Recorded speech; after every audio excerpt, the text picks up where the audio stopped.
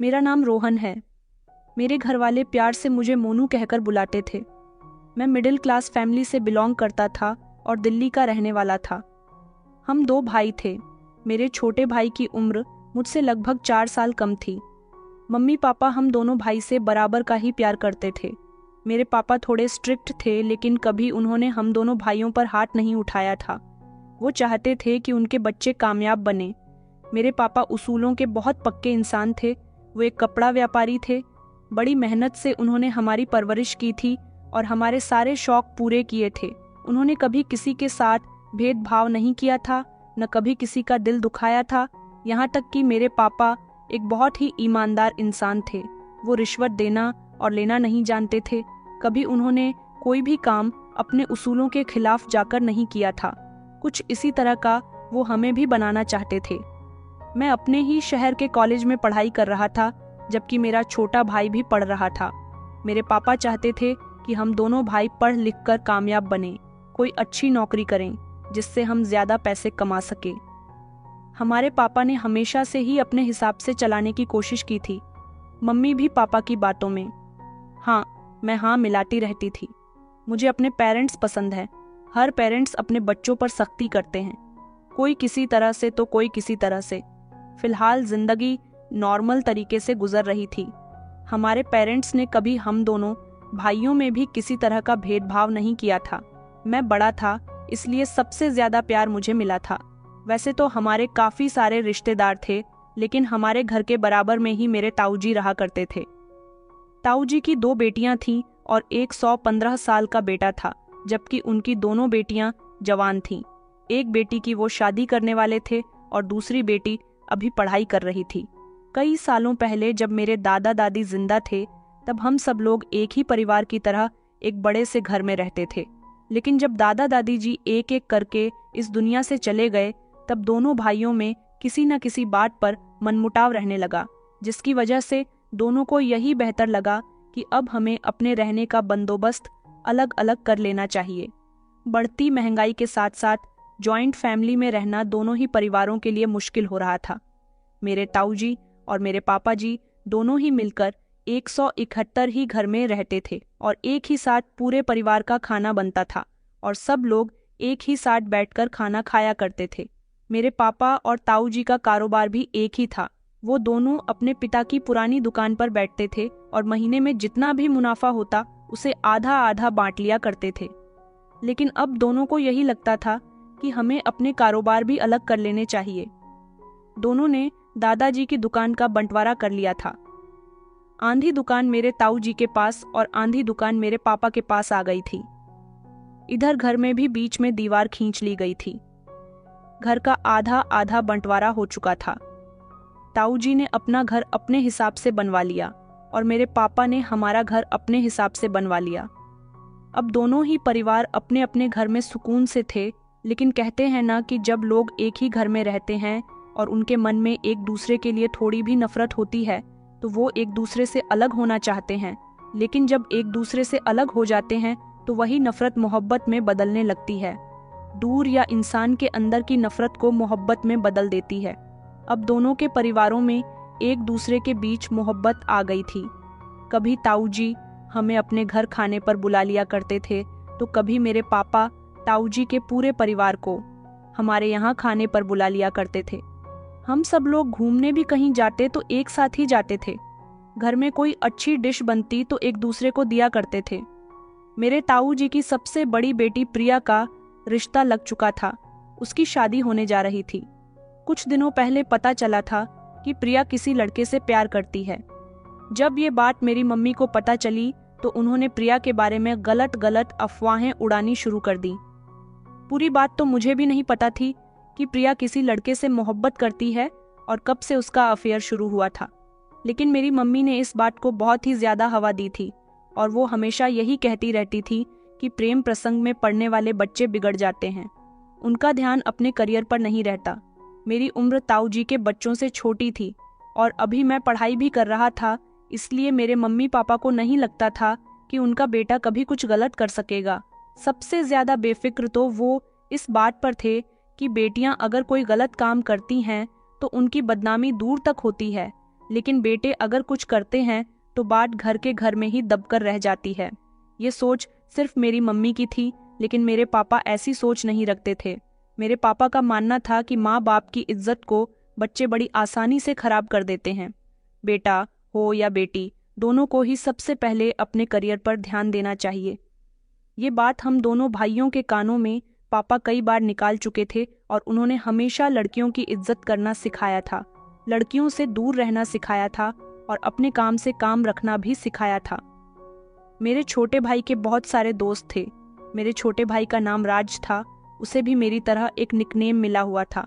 उसे mummy papa Raju कहकर बुलाते थे। पापा को बिल्कुल नहीं पसंद था कि हम दोनों भाई अपने दोस्तों के साथ बातचीत भी करें। हमारा कोई भी दोस्त हमारे घर नहीं आ सकता था क्योंकि पापा ने इस चीज़ की परमिशन हमें बिल्कुल भी नहीं दी थी। हम दोनों के पास मोबाइल तो था, लेकिन जब पापा घर में होते थे तो हम अपना मोबाइल साइलेंट करके ही रखते थे, वरना पापा हमसे सवाल करने लग जाते थे कि किसका फ़ोन आया है और किस लिए आया है, क्या बात करनी है। पापा हमेशा यही कहते थे कि अपनी पढ़ाई पर ध्यान दो, यारी दोस्ती करने की कोई ज़रूरत नहीं है, यारी दोस्ती में सिर्फ वक्त बर्बाद होता है। दोस्त भी उसी इंसान के होते हैं जो कामयाब होता है। अगर तुम्हें कामयाब बनना है तो पहले अपने करियर पर ध्यान दो, उसके बाद दोस्ती करना, दोस्ती भी सिर्फ वक्त के तौर पर। मेरे पापा काफ़ी स्ट्रिक्ट बातें किया करते थे, लेकिन कभी मुझे उनकी बातों का बुरा नहीं लगा था। हमेशा मैंने और मेरे भाई ने उनकी आज्ञा का पालन किया था। मैं हर साल पढ़ाई में अच्छे मार्क्स लेकर आता था और मेरा भाई भी। इन सब बातों से मेरे पापा बहुत खुश होते थे। अच्छे मार्क्स लाने पर उनकी खुशी इस कदर होती थी कि वो हमारी पसंद की हमें कोई ना कोई ऐसी चीज़ दिला दिया करते थे जिससे हम खुश हो जाते थे। भले ही वो स्ट्रिक्ट थे, लेकिन दिल के बहुत अच्छे और नरम थे। वो एक तरफ हमसे प्यार भी करते थे तो दूसरी तरफ हमें अपने उसूल भी बार बार याद दिलाते रहते थे। मेरी मम्मी ने हमेशा अपने पति की सेवा की, अपनी जिंदगी को खामा-खा समझ लिया था, इसलिए वो पापा के आगे पीछे उनका कोई ना कोई काम करने के लिए लगी रहती थी। पापा सुबह सवेरे अपनी दुकान खोलने के लिए घर से निकल जाते थे। उनके जाने के आधे घंटे बाद मैं कॉलेज के लिए चला जाता था और फिर मेरा भाई भी। बस इसी तरह हमारी जिंदगी रोज के रूटीन पर चल रही थी। एक हफ्ता गुजर गया तो ताई जी प्रिया की शादी का इनविटेशन देने हमारे घर आई थी। प्रिया का अफेयर जिस लड़के से चल रहा था, उस लड़के को उसे भूलना पड़ गया था क्योंकि ताऊ जी ने बताया था कि वो लड़का अच्छा नहीं है। अगर अच्छा होता तो वो उसकी शादी प्रिया के साथ करवा देते। प्रिया ने भी अपने मनपसंद शख्स को छोड़ दिया था और अब वो अपने माता पिता की मर्जी के मुताबिक शादी करने जा रही थी। अगले हफ्ते प्रिया की शादी थी और हम सब लोग प्रिया की शादी के लिए बहुत ज़्यादा एक्साइटेड थे क्योंकि हम सारे कजिन्स जब एक साथ मिल जाते थे तो बहुत ही मौज मस्ती करते थे। फाइनली प्रिया की शादी का दिन भी आ गया और हम लोग एक साथ मिलकर खूब मस्ती कर रहे थे। हमने प्रिया की शादी को अच्छी तरह से एंजॉय किया था। अब भी प्रिया की बारात नहीं आई थी, लेकिन जैसे ही प्रिया की बारात आई तो हम सब लड़कों को बारात के स्वागत के लिए लगा दिया गया था। मैंने देखा था कि प्रिया के ससुराल की तरफ की एक बड़ी ही सुंदर लड़की बारात के साथ आई थी।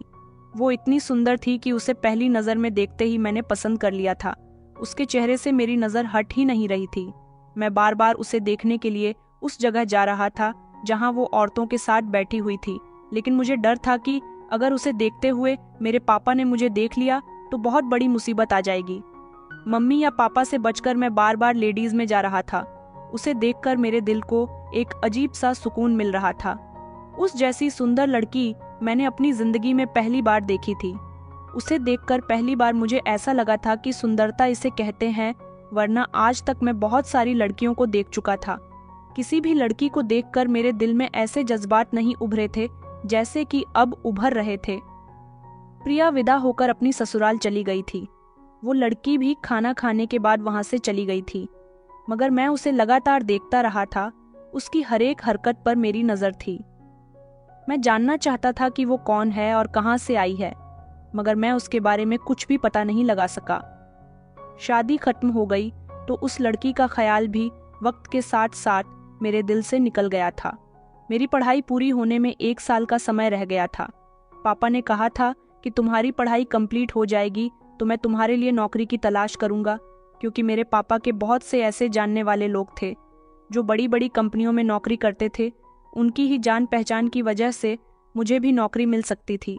कई दिन इसी तरह से गुजर गए थे।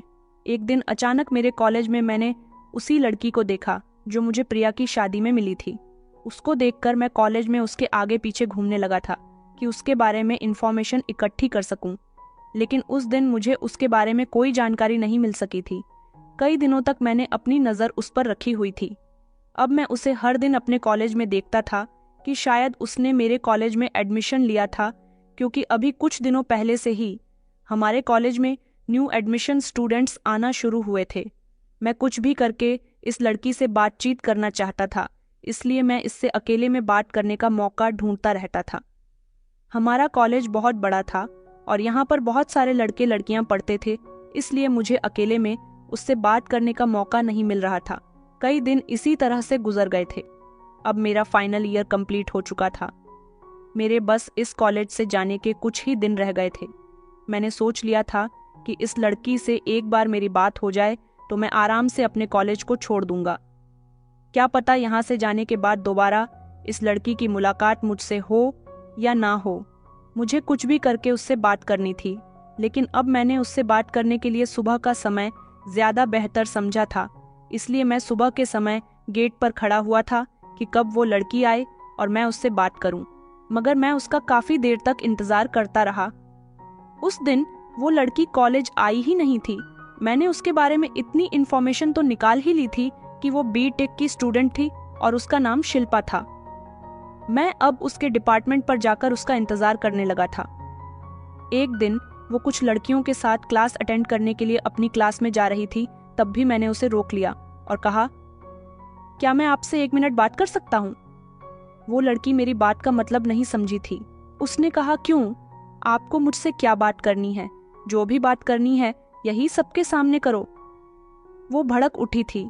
मैंने उसे कूल रहने के लिए कहा और कहा कि बस मुझे पढ़ाई से रिलेटेड आपसे कुछ पूछना है। वो बहुत ही घमंडी थी, लेकिन मैंने अपनी बातों से उसे शांत करवा लिया था। मैंने उसे अपने दिल की हालत के बारे में नहीं बताया, बस उसे पढ़ाई से रिलेटेड 2-3 सवाल पूछे, जिस पर वो कुछ शांत हुई थी और उसने मेरे साथ काफ़ी देर तक बातचीत भी की थी।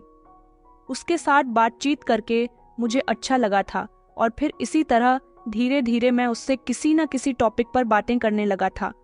लेकिन मुझे कॉलेज के अंदर बात करना से ज़्यादा अच्छा नहीं लगता था, क्योंकि सारे ही लड़के लड़कियां मुझे और शिल्पा को घूर घूर कर देखते थे। मुझे बहुत डर लगता था कि अगर किसी ने भी ये खबर मेरे पापा को दे दी कि मैं कॉलेज में लड़कियों से बातचीत करता हूँ, तो मेरे पापा ना जाने मेरा क्या हाल करेंगे।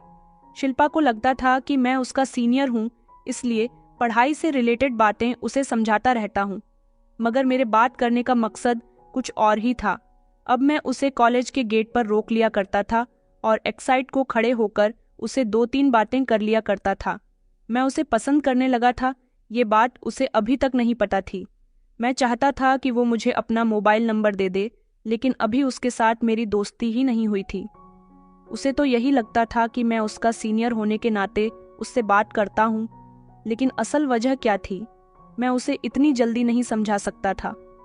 कुछ दिन गुजरने के बाद 2-3 दिन तक शिल्पा कॉलेज नहीं आई थी, तो मैंने उससे पूछा, तुम कॉलेज क्यों नहीं आई थी? क्या कोई परेशानी थी या तुम्हारी तबीयत ठीक नहीं थी? उसने कहा कि नहीं, मैं बिल्कुल ठीक हूँ। मेरे पापा की बाइक खराब हो गई थी। मैं अपने पापा के साथ ही कॉलेज आती हूँ, वो मुझे ड्रॉप करके चले जाते हैं। फिर 2-3 दिन तक मेरी उससे कॉलेज के गेट पर ही बातचीत हुई थी। मैं जितना अपने घर वालों से शिल्पा के बारे में छुपाने की कोशिश कर रहा था, उतनी ही मेरे पापा को ये बात पता चल चुकी थी कि मैं चोरी चुपके शिल्पा से बातें करने की कोशिश कर रहा हूँ। उस दिन जैसे ही मैं कॉलेज से घर पहुंचा तो मैंने देखा कि पापा बड़े गुस्से में बैठे हुए थे और मेरा ही इंतजार कर रहे थे। जैसे ही मैं घर पहुंचा तो पापा ने मुझ पर बरसना शुरू कर दिया। मैं नहीं समझा था कि पापा मुझे किस बात पर डांट रहे हैं। मेरे घर में घुसते ही उन्होंने मम्मी से कहा, आ गया तुम्हारा। राजकुमार कॉलेज की लड़कियों को छेड़कर मैंने उसी समय पापा को चौंक कर देखा। मैं समझ नहीं पा रहा था कि आखिर ये सब क्या हो रहा है। पापा झट से उठकर मेरे करीब आए और कहने लगे, क्यों तुम कॉलेज की लड़कियों को तंग कर रहे हो? मैंने कहा, पापा आप ये क्या कह रहे हो? मैं भला कॉलेज की लड़कियों को क्यों तंग करने लगा? पापा की आंखों में खून उतर आया था। उन्होंने उसी समय मेरे मुंह पर थप्पड़ मार दिया और कहा, तुम्हें शर्म नहीं आती? अपने पिता से झूठ बोलते हुए मैं तो बस अपना गाल पकड़कर एक तरफ को खड़ा रह गया था और अपने मम्मी पापा को अनजान नजरों से देख रहा था। उस समय घर में मेरा छोटा भाई मौजूद नहीं था। मैंने मम्मी से कहा, मम्मी आखिर क्या बात है? तो मम्मी कहने लगी, बदतमीज, तुझे नहीं पता तूने क्या हरकत की है? और तूने आज ये हरकत नहीं की, बल्कि ना जाने तू कितने दिनों से इस हरकत को अंजाम दे रहा है। मैंने कहा, क्या हो गया है? पहले मुझे बताओ भी तो सही। इतनी ही देर में पापा ने फिर से मेरे मुंह पर थप्पड़ मारा और कहने लगे, हुआ ये है कि तू हमारी इज्जत कॉलेज जाकर रोंद रहा है। क्या हम तुझे इसीलिए कॉलेज भेजते हैं कि तू वहां की लड़कियों को रोक रोक कर उनसे बातें करे, उन लड़कियों को तंग करे, उनको मजबूर करे कि वो तुझसे बात किया करे? मैंने कहा, आप लोग ये सब क्या कह रहे हो? मेरी तो कुछ भी समझ में नहीं आ रहा। उसी समय पापा कहने लगे कि आज द्विवेदी जी आए थे। मैं मन ही मन सोचने लगा, कौन द्विवेदी जी? मैं तो किसी द्विवेदी जी को नहीं जानता। पापा कहने लगे कि वही द्विवेदी जी जिनकी बेटी को तू कॉलेज में रोककर उससे बात करने की कोशिश करता है। पापा की इस बात पर मैंने झट से उनकी तरफ देखा था। शिल्पा, द्विवेदी जी। द्विवेदी जी आज हमारे घर आए थे। वो प्रिय के मामा ससुर हैं।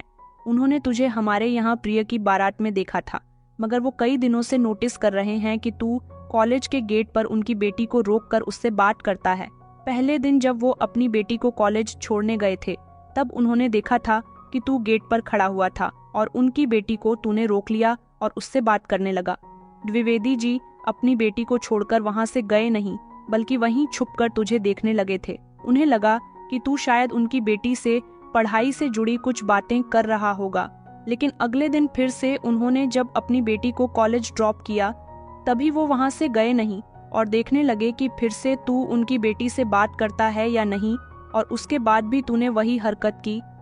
3-4 दिन से वो तुझे नोटिस कर रहा है कि तू उनकी बेटी से बात करता है। कल उन्होंने कॉलेज से आने के बाद अपनी बेटी से इस बारे में बात की थी कि जो लड़का तुम्हें गेट पर रोक लेता है वो तुमसे बात क्यों करता है। उन्होंने शिल्पा को नहीं बताया कि वो तुझे जानते हैं।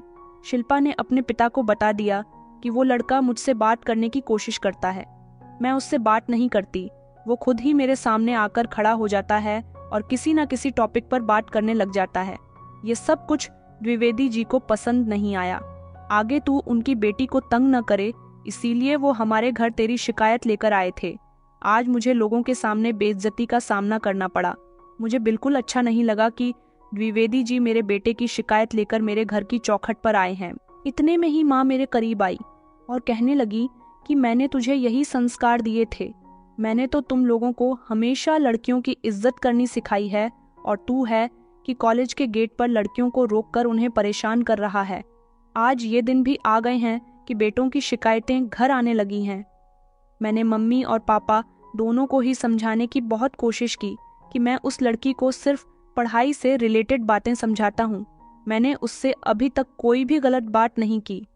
आप चाहे तो उस लड़की से पूछ सकते हैं। पापा उसी समय गुस्से में चिल्लाकर बोले, उस लड़की ने तेरी शिकायत अपने पिता से लगाई है, तभी उसका पिता यहाँ पर आया था। उन लोगों की पूरी बातें सुनने के बाद मैंने उन्हें समझाने की बहुत कोशिश की कि मैंने उसके साथ कुछ गलत नहीं किया, मैं उसे तंग नहीं करता, मगर मेरी बात का विश्वास किसी ने भी नहीं किया। मेरे अपने माता पिता को यह अपने बेटे पर भरोसा नहीं था, बल्कि वो किसी बाहर वाले पर भरोसा कर चुके थे और उसकी ही शिकायत की वजह से बार बार अपने बेटे को डांट रहे थे। वो सारा दिन मेरा बड़ी मुश्किल से गुजरा था। अगले दिन जब मैं कॉलेज गया तो कॉलेज के प्रिंसिपल ने मुझे अपने ऑफिस में बुलाया था और उनसे भी मुझे डांट पड़ी थी। उन्होंने मुझे सबके सामने डांटा और कहा कि अरविंद, द्विवेदी जी आपकी शिकायत करने के लिए आए थे। उनका कहना है कि तुम उनकी बेटी को परेशान करते हो। हमने तुम्हारे पेरेंट्स को भी बुलाया है, वो लोग यहाँ आते ही होंगे। अब मैं प्रिंसिपल साहब को क्या बताता कि शिल्पा के पिता पहले ही मेरे माता पिता से मुझे काफी डांट दिलवा चुके हैं। उन्हें अभी भी सुकून नहीं मिला कि उन्होंने कॉलेज में भी मेरी शिकायत कर दी। उन्होंने कॉलेज प्रशासन से अपनी बेटी की भी शिकायत की। कहा कि आपके यहाँ बच्चे पढ़ने के लिए आते हैं, ये मटर गश्ती करने आते हैं। उन्होंने पूरी बात कॉलेज प्रशासन को बता दी। कॉलेज प्रशासन को जब ये बात अच्छी नहीं लगी तो उन्होंने मेरे मम्मी पापा को बुलाकर उनसे मेरी शिकायत की कि आपके बेटे की वजह से हमारे कॉलेज के बारे में लोग तरह तरह की बातें कर रहे हैं, आपको अपने बेटे को काबू में रखना चाहिए। उस दिन मेरे मम्मी पापा को बहुत ज्यादा शर्मिंदगी का सामना करना पड़ा था और तभी से उन्होंने मेरा पीछा ले लिया था। उन्हें अपने बेटे की किसी बात पर विश्वास नहीं हो रहा था। बस वो दूसरों की बातों में आकर मुझे बातें सुनाए जा रहे थे। बस उसी दिन से मेरे दिल में अपने माता पिता के लिए नफरत पैदा होने लगी थी, क्योंकि उन्होंने मेरी किसी बात पर विश्वास न किया। मुझे कदम कदम पर वो लोग बेइज्जत किया करते थे। घर में ताऊ जी, ताई जी और उनकी बेटियां भी आती तो उनके सामने भी मुझे जलील किया जाता था। पापा मुझे उनके सामने नहीं आने देते थे। कहते थे कि तुम्हारा कोई भरोसा नहीं है, जो बाहर की लड़कियों की इज्जत पर नजर रख सकता है वो घर की लड़कियों की क्या इज्जत करेगा। मुझे तो शिल्पा से मोहब्बत थी। शिल्पा को भी ये बात बढ़ा चढ़ाकर अपने पिता को नहीं बतानी चाहिए थी। उसे नहीं पता कि उसने कितनी बड़ी गलती कर दी थी और उसके पिता ने भी मेरी बेइज्जती करवाने में कोई कमी नहीं छोड़ी थी। पहले मेरे घर आकर मेरे मम्मी पापा से शिकायत की और उसके बाद कॉलेज में भी शिकायत कर दी थी। सबका यही कहना था कि मैं कॉलेज में पढ़ने के लिए नहीं जाता, बल्कि कॉलेज का माहौल खराब करने के लिए जाता हूँ। पापा तो इतने ज्यादा गुस्से में थे कि मेरी कोई भी बात सुनने के लिए तैयार नहीं थे, और तो और उन्होंने मेरा घर से निकलना भी बंद करवा दिया था। साथ ही मुझे पैसे देने भी बंद कर दिए थे। मेरे दोस्तों से मिलना जुलना भी बंद करवा दिया था और मेरा मोबाइल भी छीन लिया था। ये सब मुझसे बर्दाश्त नहीं हो रहा था, फिर भी मैं अपने घर में बर्दाश्त करके रह रहा था।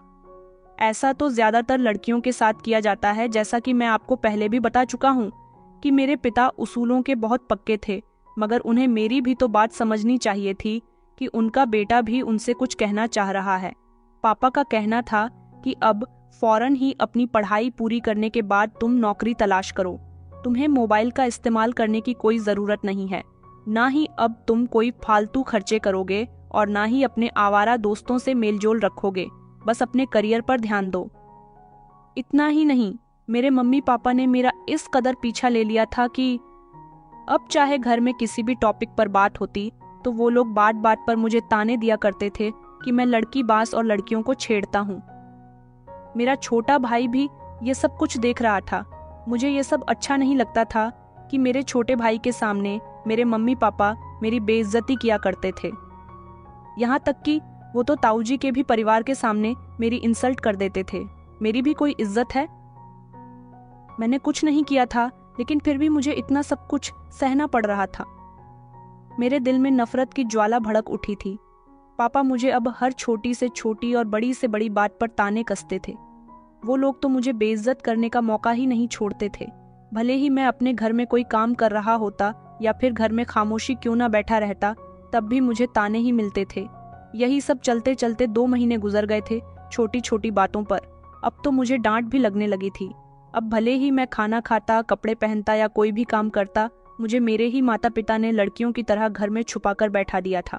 वो लोग मुझे सजा दे रहे थे, लेकिन मेरी समझ नहीं आ रहा था कि मेरी सजा आखिर कब खत्म होगी। पापा ने मेरी नौकरी का बंदोबस्त भी कर लिया था। उन्होंने कहा था, 1 हफ्ते के बाद जब तुम घर से बाहर जाओगे तो तुम्हें सिर्फ नौकरी पर ही जाना है और उसके बाद रात के 8 बजे फौरन घर आ जाना है। तुम फालतू घर से बाहर नहीं रहोगे। यहाँ तक कि मुझे मेरे छोटे भाई से भी मिलने नहीं दिया जा रहा था। पापा कहते थे कि तुम अपने भाई को भी अपनी तरह बिगाड़ दोगे। मेरी समझ नहीं आ रहा था कि वो लोग मुझे सुधारने की कोशिश कर रहे थे या फिर हमेशा मुझे इसी तरह से रोक टोक में रखने वाले थे। ये सब कुछ मुझसे सहन नहीं हो रहा था। अपने माता पिता के ऐसे बर्ताव की वजह से मैं अंदर ही अंदर टूट रहा था। कुछ दिनों बाद से मैंने अपनी नौकरी पर जाना शुरू कर दिया था। पापा बार बार मेरे ऑफिस में काम करने वाले एक लड़के को फोन करके मेरे बारे में पूछते रहते थे कि मैं ऑफिस से निकल गया या नहीं। इतनी ज्यादा सख्ती मुझे बिल्कुल भी पसंद नहीं आ रही थी। एक दिन मैं ऑफिस से घर आते आते ट्रैफिक की वजह से आधा घंटा लेट हो गया था। जैसे ही मैं घर पहुंचा तो पापा ने मुझसे ढेरों सवाल करने शुरू कर दिए। कहने लगे कि आधा घंटा कहाँ गुजार कर आए हो। मैंने उन्हें समझाने की कोशिश की कि मैं कहीं नहीं गया था, बल्कि ये समय ट्रैफिक का है, बहुत ज्यादा ट्रैफिक है, इसीलिए लेट हो गया। पापा ने उसी समय ऑफिस में काम करने वाले हमारे ही मोहल्ले की एक लड़की को फ़ोन किया और उससे पूछा कि वो कितने बजे तक घर आया है। मुझे हैरानी इस बात पर थी कि पापा को अब मेरी किसी भी बात पर यकीन नहीं आता था। मैंने मम्मी को भी समझाने की बहुत कोशिश की थी कि मम्मी, आप तो समझने की कोशिश कीजिए, मगर मम्मी भी पापा की ही बात पर यकीन करती थी। राजू को तो वो लोग मुझसे दूर रखते थे और हमेशा राजू से यही कहते थे कि कभी भी अपने बड़े भाई की तरह मत बनना। तुम्हारे बड़े भाई ने हमारी नाक कटवाने में कोई कसर नहीं छोड़ी। अब मैंने सोच लिया था कि अपने माता पिता का मुझे कुछ न कुछ तो करना ही होगा। इन लोगों के साथ अब घर में रहना भी मेरे लिए मुश्किल हो रहा था। कुछ दिन तक जॉब पर जाते जाते मुझे मेरा मोबाइल तो मिल गया था, लेकिन अब मैं अपने माता पिता से छुटकारा पाना चाहता था। इसलिए मैंने मोबाइल का ठीक जगह इस्तेमाल किया। मैंने सबसे पहले ऑनलाइन नशे की गोलियां ऑर्डर की और उन्हें डिलीवर करवाया। अपने ऑफिस के एड्रेस पर मैं उस नशे की दवाई को अपने ऑफिस बैग में रखकर घर ले आया था, ताकि किसी को मुझ पर शक ना हो। अब मुझे अपने आप को किसी भी तरह से मजबूत बनाना था। मेरे घर वाले मुझसे कुछ भी कहते, मैं उस बात का ना तो बुरा मान रहा था और ना ही अपना मूड खराब कर रहा था, बल्कि हर तरह से उन लोगों से बातचीत करने की कोशिश कर रहा था और उनके साथ ऐसे बिहेव कर रहा था जैसे मैं सुधर चुका हूँ, और जानबूझकर उनसे हंस हंस कर बातें करने की कोशिश कर रहा था। अब मुझे किसी भी दिन अपने प्लान को अंजाम देना था, इसलिए अपना प्लान कामयाब करने से एक रात पहले मैं अपने घर वालों के साथ मौजूद था। मेरा भाई ताऊ जी के यहाँ गया हुआ था और आज रात वो वहीं पर ठहरने वाला था। क्योंकि ताऊ जी के बच्चे प्रिय के घर गए थे, इसीलिए वो राजू को भी अपने साथ ले गए थे। उनको वहां से आने में काफी रात होने वाली थी, इसीलिए ताऊ जी ने कहा था कि आज रात राजू हमारे घर में ही सो जाएगा। मेरे पास आज से अच्छा मौका और कोई नहीं था। मेरा बर्ताव मेरे मम्मी पापा के साथ बहुत अच्छा था। उस रात मैं उन लोगों से बातें कर रहा था। मैंने उनसे कहा, मम्मी पापा, आप लोग लस्सी पियेंगे? मैं आप लोगों के लिए अभी लस्सी बनाकर लाता हूँ। गर्मी ज्यादा थी, इसलिए उन्होंने ठंडी ठंडी लस्सी पीने के लिए कह दिया। मैं फौरन ही किचन में गया। मैंने अपने हाथ से लस्सी बनाई और उस लस्सी में वो नींद की गोलियां मिला दी। ये सब करते हुए मेरे हाथ तो कांप रहे थे, मगर मैं क्या कर सकता था। मेरे माता पिता ने मुझे ये सब करने पर मजबूर जो कर दिया था। मैंने लस्सी बनाई और लस्सी के दोनों ही ग्लास मम्मी पापा को लाकर दे दिए थे। हालांकि मैंने अपने लिए भी लस्सी बनाई थी, मगर उसमें इस तरह की कोई दवाई नहीं थी। मैं उनके सामने ही बैठकर लस्सी पीने लगा। वो लोग भी आपस में बातें करते रहे और लस्सी का आनंद लेने लगे। मैंने उन दोनों की लस्सी में नींद की दवाइयों की मात्रा कुछ ज्यादा ही कर दी थी, क्योंकि मैं चाहता था कि वो जल्द से जल्द बेहोश हो जाए और ज्यादा गहरी नींद में सो जाए। उस समय रात के 12 बजे या 1 बजे के बीच का समय था। मम्मी पापा की लस्सी जैसे ही फिनिश हुई, उन दोनों को धीमे धीमे नींद आने लगी। उन दोनों ने एक दूसरे से कहा कि बहुत तेज नींद आ रही है, चलो अब हमें कमरे में चलकर सोना चाहिए। वो दोनों एक दूसरे का सहारा लेते हुए अपने कमरे में जाकर लेट गए थे और मैं वहीं सोफे पर बैठा हुआ रह गया था। मेरे हाथ में लस्सी का गिलास था और मन में खुशी की लहर दौड़ उठी थी और होठों पर मुस्कुराहट थी। वो लोग अपने कमरे में जा चुके थे। थोड़ी देर के बाद जब मैं उनके कमरे में उनको आवाज लगाता हुआ गया, तो मैंने देखा कि वो दोनों बिस्तर पर लेटे हुए थे और गहरी नींद में सोए हुए थे, ये देखने के लिए कि वो ठीक तरह से बेहोश हो गए हैं या नहीं। मैंने उन दोनों को झंझोर कर देखा, मगर वो दोनों कोई हरकत नहीं कर रहे थे, बिल्कुल शांत अपनी जगह पर लेटे हुए थे। अब मुझे बेफिक्री हो गई थी कि मैं अपने नए काम को अंजाम दे सकता हूँ, इसलिए मैं उनके कमरे से निकलकर अपने कमरे में आ गया। मेरे कमरे में एक लोहे की बड़ी सी रोड रखी हुई थी जो बहुत ज्यादा भारी थी। उस रोड को लेकर मैं कमरे में आया और सबसे पहले अपनी माँ की तरफ गया, क्योंकि मेरी माँ भी पापा की तरह मुझे बहुत ज्यादा रोक टोक करती थी। मैंने रॉड उठाया और माँ पर मारना शुरू कर दिया। बेहोशी के समय उन्हें तकलीफ का अंदाजा नहीं होगा और वो लोग ज्यादा हाथ पैर नहीं मारेंगे, चीखेंगे, चिल्लाएंगे नहीं, इसलिए मैंने सबसे पहले उन्हें बेहोश किया। और अब मैं उस रोड से उन पर कई वार कर चुका था, एक नहीं बल्कि 10 बार मैंने उन पर उस भारी से रॉड से वार किए थे। मम्मी तो ऐसी हालत में कोई भी विरोध करने की स्थिति में नहीं थी। जिस तरह से मैंने उन पर वार किए थे, शायद वो मेरे इन वार से ही मर चुकी होंगी। इसके बाद मैं पापा पर वार करने के लिए गया। पापा को देखते ही मेरा खून और ज्यादा खौल उठा था। मैंने एक ही झटके में पापा पर कई वार कर दिए और ज़ोर ज़ोर से चिल्लाने लगा कि अब मुझ पर रोक टोक करो, अब मुझे डांट लगाओ, अब मुझ पर इल्ज़ाम लगाओ और अब मुझ पर ढेर सारे ताने कसो। मैं पापा पर तब तक वार करता रहा जब तक मुझे यकीन नहीं हो गया कि ये मर चुके हैं। मैंने रॉड मारते मारते उनको लहूलुहान कर दिया था। मेरे माता पिता मर चुके थे। मैं उनके पास बैठ गया। मेरी हालत बहुत ख़राब हो चुकी थी। मैं बहुत ज़्यादा थक गया था। मेरे चेहरे पर एक अजीब सी उदासी थी, लेकिन साथ ही साथ ये भी सुकून था कि मुझे तंग करने वाले लोग अब खामोश हैं। अब कोई मुझसे कुछ नहीं कह सकता। मैंने उन दोनों की तरफ देखकर सवाल किया कि अब जितना तुम लोगों को चीखना है, चीखते रहो, चिल्लाओ। तुम लोगों की रोज रोज की चिक चिक सुनकर मैं बुरी तरह से तंग आ गया था। इसलिए आज मैंने तुम लोगों को शांत करने का ये तरीका अपनाया। अब देखना चाहता हूँ कि तुम लोग मुझ पर कितने इल्जाम लगाओगे, कितनी बात करोगे, मुझे कितना तंग करोगे। लेकिन मेरे माता पिता मर चुके थे। अब शायद वो लोग बोलने की स्थिति में नहीं थे। मैंने इन लोगों को मार तो दिया था, लेकिन अब मुझे उनकी लाश को ठिकाने लगाना था। इसलिए मैंने कमरे की अलमारी को खोलकर, और उस अलमारी में मम्मी पापा के जितने भी कपड़े मौजूद थे, वो सारे ही कपड़े मम्मी पापा की लाश पर डाल दिए और उनको आग लगा दी। जैसे जैसे कपड़े जलने लगे, वैसे वैसे मम्मी पापा का शव भी जलने लगा था। लगभग आधे पौन घंटे तक जब वो कपड़े तेजी के साथ धू धू कर कर जलने लगे, तो मेरे मम्मी पापा का शरीर भी चिता की तरह जलने लगा था। मुझे अब सुकून हो गया था कि ये लोग इस दुनिया से जा चुके हैं, लेकिन अब मुझे अगले प्लान की तरफ ध्यान देना था। इन दोनों की मौत मेरे हाथों हुई है। ये बात मैं दुनिया के सामने नहीं आने देना चाहता था, इसलिए मैंने कमरे का सामान इधर उधर बिखेर दिया, ताकि ऐसा लगे कि घर में चोर डकैत घुस आए थे और उन्होंने ही ये सब कुछ किया है। उसके बाद मैं घर से बाहर निकल गया और मैंने ताऊ जी के घर का दरवाज़ा जोर जोर से बजाया। इतनी जोर जोर से बजाया कि वो लोग भी आंधी रात के समय इतने शोर की आवाज़ सुनकर जल्दी से अपने दरवाजे पर आए। मैंने ताऊ जी से कहा, ताऊ जी जल्दी से घर चलिए, घर में चोर बदमाश आ गए हैं और उन्होंने घर में आग लगा दी है। मम्मी पापा के कमरे में बहुत तेज आग लगी हुई है। इस तरह रात में ही शोर शराबा हो गया था। ताऊ जी के घर से सब लोग हमारे घर आ गए थे। ताऊ जी ने भी शोर मचा के मोहल्ले वालों को इकट्ठा कर लिया था। मम्मी पापा के कमरे की खिड़की से आग की लपटें और धुआं साफ नजर आ रहा था। रात का समय था, आसपास के लोग भी जागने लगे। मोहल्ले से ही किसी ने पुलिस को भी फोन कर दिया था। मैं इस केस में पुलिस को इन्वॉल्व नहीं करना चाहता था, मगर ये केस इतना बड़ा था कि मैं न सही कोई ना कोई तो पुलिस को बुला ही लेता। वैसे तो मैंने जीज रॉड से मम्मी पापा पर वार किया था, वो रॉड भी आग में डाल दिया था। उस पर मेरे फिंगरप्रिंट्स नहीं होंगे। ताऊ जी के घर पर राजू भी मौजूद था। राजू ये सब देखकर बिलक बिलक कर रो रहा था। मुझे भी उसके साथ रोने की एक्टिंग करनी पड़ गई थी। ये हादसा देखने में बहुत ज्यादा खतरनाक लग रहा था।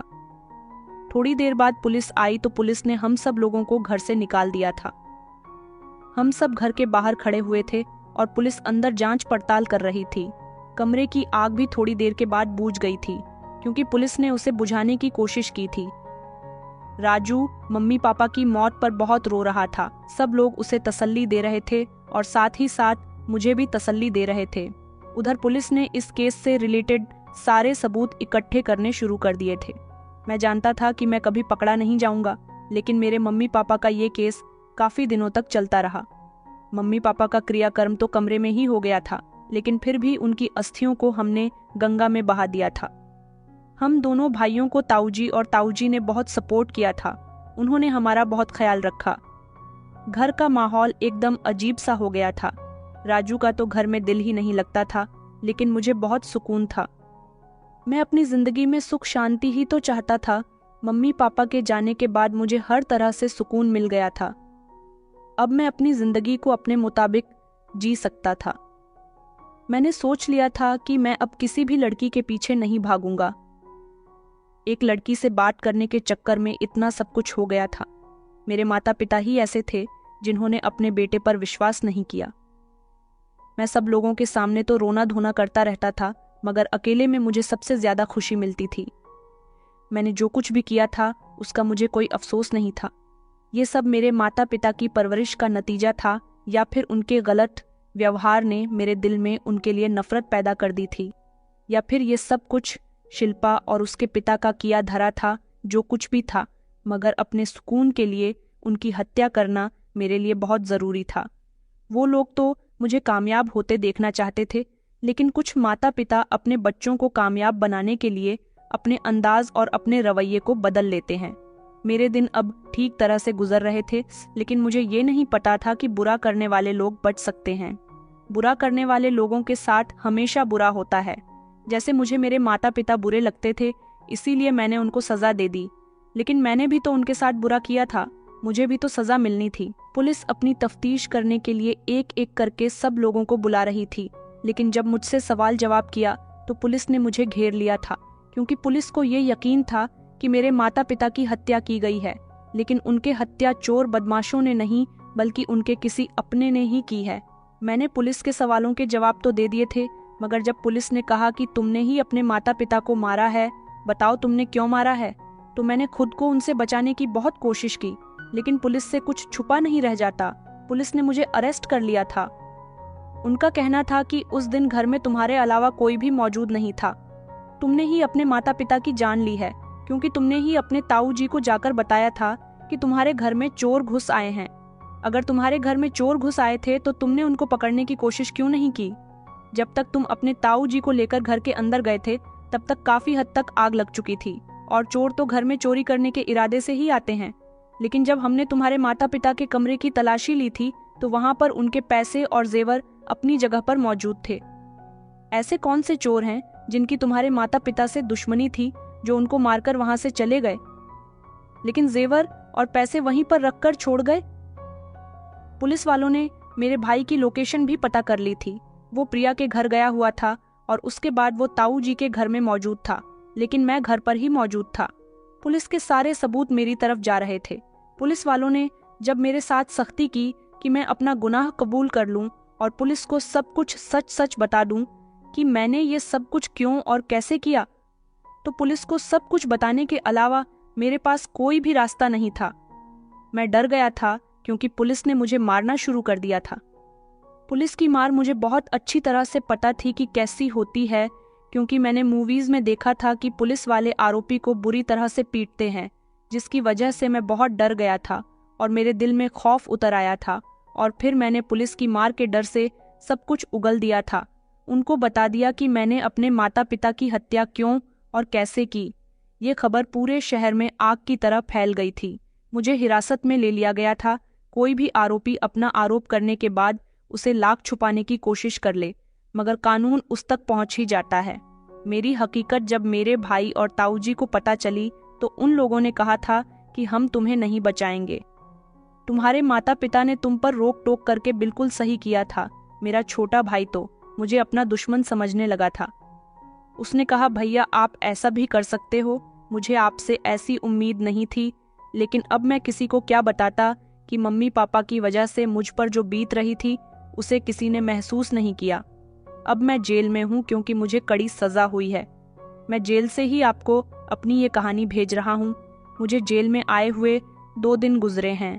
पुलिस ने मीडिया के थ्रू जनता को भरोसा दिलाया कि आरोपी को सजा दी जाएगी और इस मामले की और भी ज्यादा जांच पड़ताल की जाएगी। दोस्तों, मैं बस यही कहना चाहूंगी कि ये कहानी हमें ये सिखाती है कि माता पिता की सख्ती के पीछे उनका प्यार और हमारे उज्जवल भविष्य की चिंता होती है, लेकिन कभी कभी संवाद की कमी रिश्तों में दूरियां पैदा कर देती है। माता पिता को चाहिए कि वो बच्चों की भावनाओं को समझे और उन पर जरूरत से ज्यादा दबाव न डालें।